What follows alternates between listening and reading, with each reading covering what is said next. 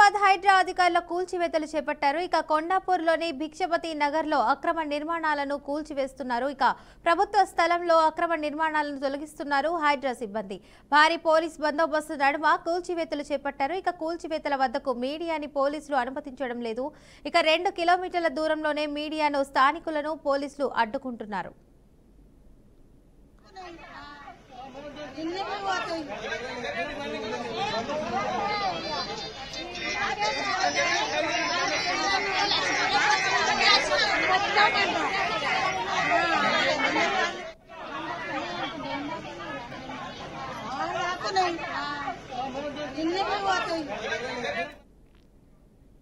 హైదరాబాద్ హైడ్రా అధికారులు కూల్చివేతలు చేపట్టారు. ఇక కొండాపూర్లోని భిక్షపతి నగర్లో అక్రమ నిర్మాణాలను కూల్చివేస్తున్నారు.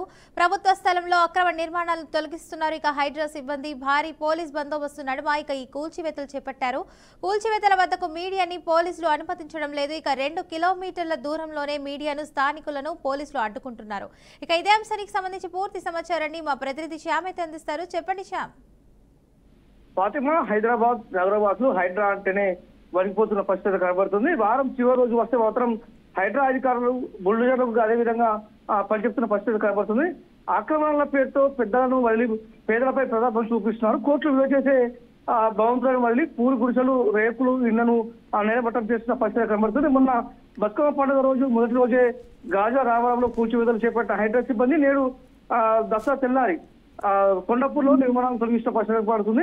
కొండాపూర్లోని భిక్షపతి నగర్ లో ఉన్న ప్రభుత్వ స్థలంలో అక్రమ నిర్మాణాలను కూల్చివేస్తున్న పరిస్థితి కనబడుతుంది. శనివారం తెల్లవారుజామునే బుల్డోజర్లు, ప్రొక్లైన్లతో వచ్చిన అధికారులు భారీ పోలీసు బందోబస్తు నడుమ కూల్చివేతలు ప్రారంభించే పరిస్థితి కనబడుతుంది. అయితే ఆ కూల్చివేతల దగ్గరకు మీడియా కావచ్చు, అదేవిధంగా పోలీసులు మన ఏదైతే స్థానికులు మాత్రం దగ్గరికి రానియకుండా దాదాపు 2 కిలోమీటర్ల దూరంలో వాళ్ళని ఆపుతున్న పరిస్థితి కనబడుతుంది. Fatima, right, thank you Shyam.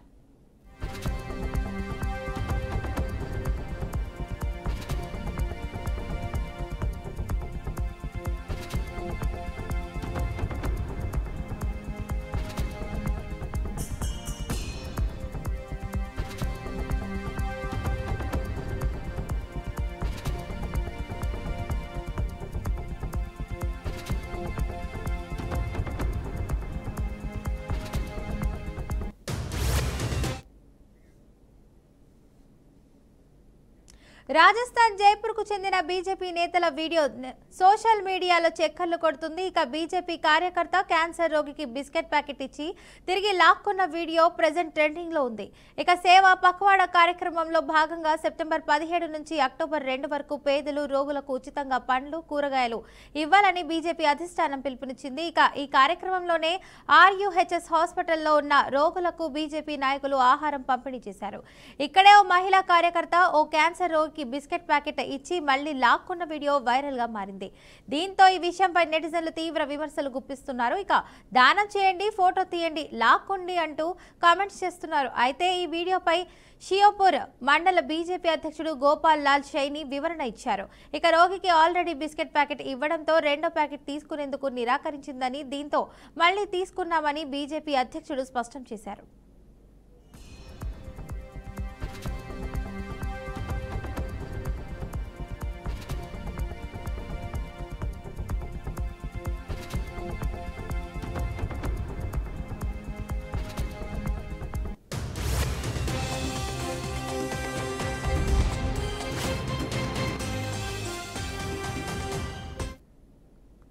Rajasthan Jaipur కు చెందిన బీజేపీ నేతల వీడియో సోషల్ మీడియాలో చక్కర్లు కొడుతుంది. ఇక బీజేపీ కార్యకర్త క్యాన్సర్ రోగికి బిస్కెట్ ప్యాకెట్ ఇచ్చి తిరిగి లాక్కున్న వీడియో ప్రెజెంట్ ట్రెండింగ్ లో ఉంది.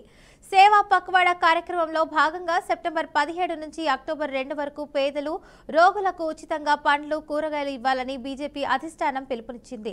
ఇక ఈ క్రమంలోనే RUHS హాస్పిటల్లో ఉన్న రోగులకు బీజేపీ నాయకులు ఆహారం పంపిణీ చేశారు. ఇక్కడే ఓ మహిళా కార్యకర్త ఓ క్యాన్సర్ రోగికి బిస్కెట్ ప్యాకెట్ ఇచ్చి మళ్లీ లాక్కున్న వీడియో వైరల్ గా మారింది. దీంతో ఆ విషయంపై నెటిజన్లు తీవ్ర విమర్శలు గుప్పిస్తున్నారు. ఇక దానం చేయండి, ఫోటోలు తీయండి, లాక్కోండి అంటూ కామెంట్స్ చేస్తున్నారు. అయితే ఈ వీడియోపై షియాపూర్ మండల బీజేపీ అధ్యక్షుడు గోపాల్ లాల్ షైని వివరణ ఇచ్చారు. ఇక రోగికి ఆల్రెడీ బిస్కెట్ ప్యాకెట్ ఇవ్వడంతో 2వ ప్యాకెట్ తీసుకునేందుకు నిరాకరిందని, దీంతో మళ్లీ తీసుకున్నామని బీజేపీ అధ్యక్షుడు స్పష్టం చేశారు.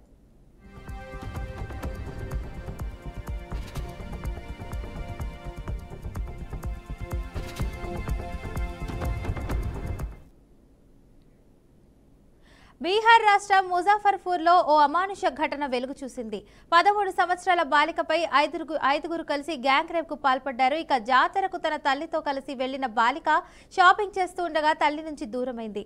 ఇక ఈ సమయంలో నిందితులు వెనక నుంచి లాగి నోట్లో బట్టలు కుక్కి తోటకు తీసుకెళ్లారు. ఇక ఆ తర్వాత ఘాతుకానికి పాల్పడ్డారు. వదిలేయమని బాలిక వేడుకున్న మృగాళ్లు కనికరం చూపలేదు. ఇక స్పృహ తప్పే వరకు టార్చర్ చేశారని బాలిక తెలిపింది. నిందితులు బాలికని వదిలిపెట్టడంతో బాలిక ఓపిక తెచ్చుకొని రక్తంతో నిండిన దుస్తులతో ఇంటికి చేరి జరిగిన విషయాన్ని తల్లిదండ్రులకు వివరించింది. బాధితురాలి కుటుంబ సభ్యులు పోలీసులకు ఫిర్యాదు చేయగా ఇక వెంటనే దర్యాప్తు ప్రారంభించిన పోలీసులు గ్రామానికి చెందిన ఇద్దరిని అరెస్ట్ చేశారు. మిగతా నిందితుల కోసం గాలింపు కొనసాగుతున్నట్లు ఇక Karja police station incharge Ramakrishna Paramahansa తెలిపారు. ఇక నిందితులను కఠినంగా శిక్షించాలని బాధిత తల్లిదండ్రులు, కుటుంబ సభ్యులు, స్థానికులు డిమాండ్ చేస్తున్నారు.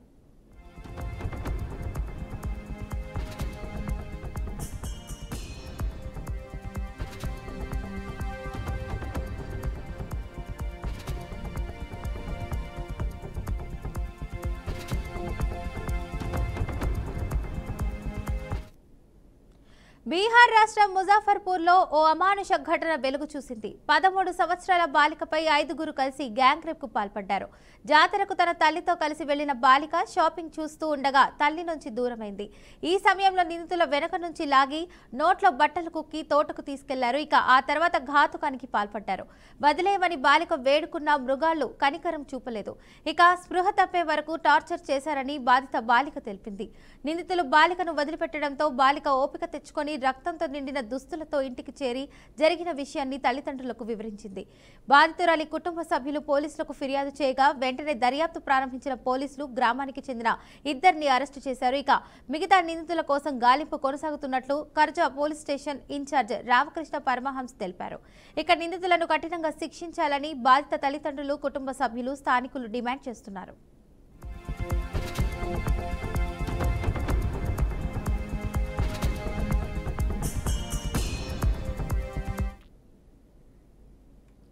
రెండేళ్లలోపు చిన్నారులకు దగ్గు, జలుబు మందులు ఇవ్వొద్దని కేంద్రం స్పష్టం చేసింది. మధ్యప్రదేశ్, మహారాష్ట్రలో దగ్గు మందుల వాడకం వల్ల 11 మంది చిన్నారులు మృతి చెందిన నేపథ్యంలో directorate general of health services నిన్న అన్ని రాష్ట్రాలు, కేంద్రపాలిత ప్రాంతాలకు కీలక సూచనలు జారీ చేసింది. ఓవర్ ది కౌంటర్ దగ్గు మందులను తల్లిదండ్రులు తమంతట తాముగా పిల్లలకు ఇవ్వరాదని చెప్పింది. 5 ఏళ్లలోపు పిల్లలకు సాధ్యమైనంత వరకు దగ్గు సిరప్లు సిఫారసు చేయరాదు. సిరప్ అవసరమైతే అది తగిన మోతాదు, నిర్దిష్ట కాలం వైద్యుల సూచనలతోనే ఇవ్వాలి అని చెప్పారు. ఇక మధ్యప్రదేశ్లోని చింద్వారా జిల్లాలో 9 మంది చిన్నారులు దగ్గు సిరప్ తాగిన తర్వాత కిడ్నీలు ఫెయిల్ కావడం వల్ల ప్రాణాలు కోల్పోయారని DGHS తెలిపింది. ఇక కనీసం 5 మంది కోల్డ్రాఫ్, ఒకరు నెక్స్ట్రో అనే సిరప్ వాడినట్లు గుర్తించారు. ఇక రాజస్థాన్లోని సికార్ జిల్లాలో మరో మరణం కూడా దగ్గు మందుల వాడకమే కారణమని భావిస్తున్నట్లు అధికారులు వెల్లడించారు.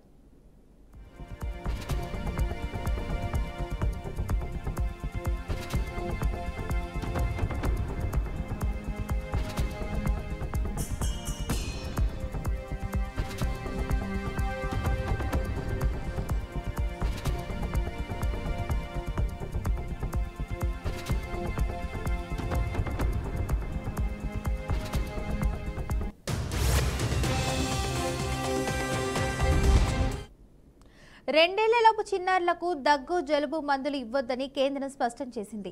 మధ్యప్రదేశ్, మహారాష్ట్రలో దగ్గు మందుల వాడకం వల్ల 11 మంది చిన్నారులు మృతి చెందిన నేపథ్యంలో directorate general of health services నిన్న అన్ని రాష్ట్రాలు, కేంద్రపాలిత ప్రాంతాలకు కీలక సూచనలు జారీ చేసింది. ఓవర్ ది కౌంటర్ దగ్గు మందులను తల్లిదండ్రులు తమంతట తాముగా పిల్లలకు ఇవ్వరాదని చెప్పింది. ఇక 5 ఏళ్లలోపు పిల్లలకు సాధ్యమైనంత వరకు దగ్గు సిరప్లు సిఫారసు చేయరాదు.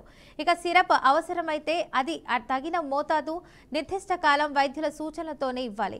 ఇక మధ్యప్రదేశ్లోని చింద్వారా జిల్లాలో 9 మంది చిన్నారులు దగ్గు సిరప్ తాగిన తర్వాత కిడ్నీలు ఫెయిల్ కావడం వల్ల ప్రాణాలు కోల్పోయారని DGHS తెలిపింది. కనీసం 5 మంది కోల్డ్రాఫ్, ఒకరు నెక్స్ట్రో అనే సిరప్ వాడినట్లు గుర్తించారు.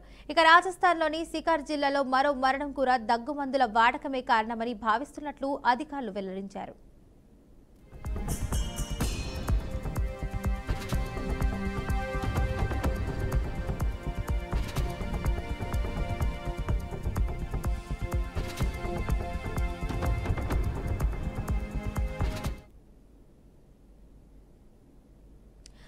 జూబ్లీహిల్స్ ఎమ్మెల్యే మాగంటి గోపీనాథ్ అకాల మరణంతో ఉప ఎన్నిక అనివార్యమైంది. ప్రధాన రాజకీయ పార్టీల్లో తీవ్ర ఉత్కంఠ నెలకొంది. ఇక దీంతో 3 ప్రధాన పార్టీలను ఎలక్షన్ మూడ్లోకి తీసుకొచ్చింది జూబ్లీహిల్స్. ఇక రేపో మాపో నోటిఫికేషన్ విడుదల చేసేందుకు కేంద్ర ఎన్నికల సంఘం సిద్ధమవుతుంది. బైపోల్ వరకు ఎన్నికల సంఘం గ్రౌండ్ ప్రిపరేషన్ చేయడంతో బస్తీమే సవాల్ అంటూ ఎవరి వ్యూహాలతో వాళ్ళు ఇప్పటికే బిజీ అయ్యారు. ఇక Congress, BRS, BJP top leadership మొత్తం జూబ్లీహిల్స్ మీదే ఫోకస్ చేసింది. 3 పార్టీలు సీరియస్ గా కసరత్తు షురు చేస్తున్నారు.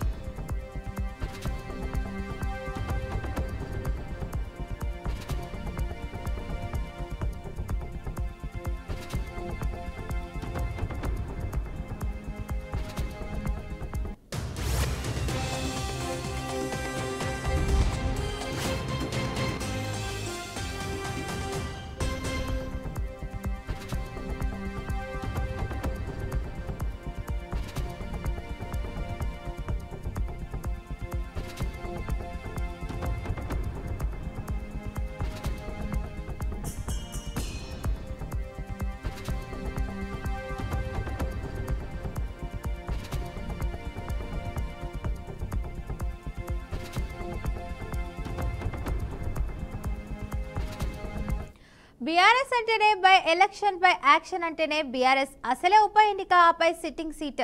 ఇక జూబ్లీహిల్స్ ను ఖచ్చితంగా కారు ఖాతాలో వేసుకుంటున్నది గులాబీ పార్టీ. ఇక జూబ్లీహిల్స్ లో సత్తా చాటి సీఎం రేవంత్ పై ప్రజల్లో ఎంత వ్యతిరేకత ఉందో నిజాన్ని నిరూపిస్తామంటున్నారు కారు పార్టీ నేతలు.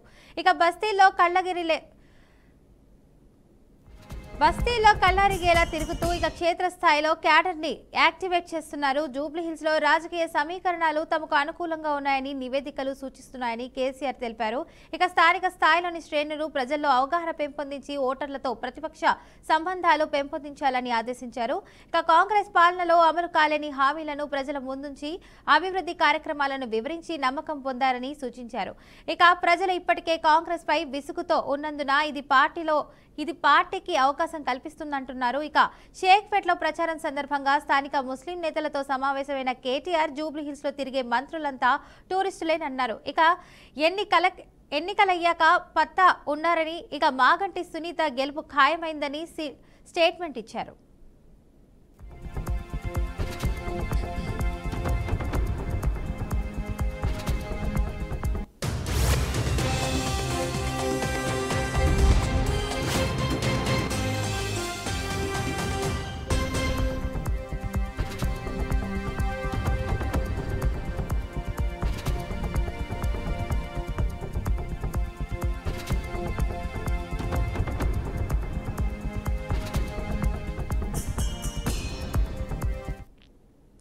మరోవైపు బీజేపీ కూడా ఫుల్ ఫోకస్ పెట్టింది. ఇక ఇప్పటికే ఖచ్చితంగా ఉప ఎన్నిక గెలవాలని బూత్ లెవెల్ కమిటీలను ఏర్పాటు చేసుకుని చేపకంద నీర్లా జూబ్లీహిల్స్ నియోజకవర్గంలో క్యాంపెయినింగ్ మొదలుపెట్టింది బీజేపీ. ఇంటింటికి తిరిగి ప్రతి ఓటర్ను టచ్ చేస్తుంది. ఇక గత బీఆర్ఎస్ సర్కార్ వ్యవహరించిన విధానంగానే కాంగ్రెస్ ప్రభుత్వం కూడా ప్రజా వ్యతిరేక విధానాలు, ప్రజలకు ఇచ్చిన హామీలను విస్మరించిన తీరును ప్రజాక్షేత్రంలో ఎండగట్టాలని రామచంద్ర పిలుపునిచ్చారు. ఇక ఎంఐఎం అండ చూసుకొని వాళ్లు విర్రవీగితే మేం మాత్రం ప్రజాబలాన్నే నమ్ముకున్నామని కిషన్ రెడ్డి పేర్కొన్నారు. ఇక తెలంగాణలో అధికారంలోకి రాబోయేది తామేనని, ఆ దిశగా మొదటి అడుగు జూబ్లీహిల్స్ విజయంతోనే పడుతుందని ఇక బలంగా విశ్వసిస్తోంది బీజేపీ. ఇందుకోసం హిందూ కార్డునే గట్టిగా నమ్ముకున్నట్టున్నారు. ఇక కానీ అర్బన్ ఓటర్, ముఖ్యంగా హైదరాబాద్ ఓటర్ తమ వైపే ఉందంటున్నారు బీజేపీ నేతలు.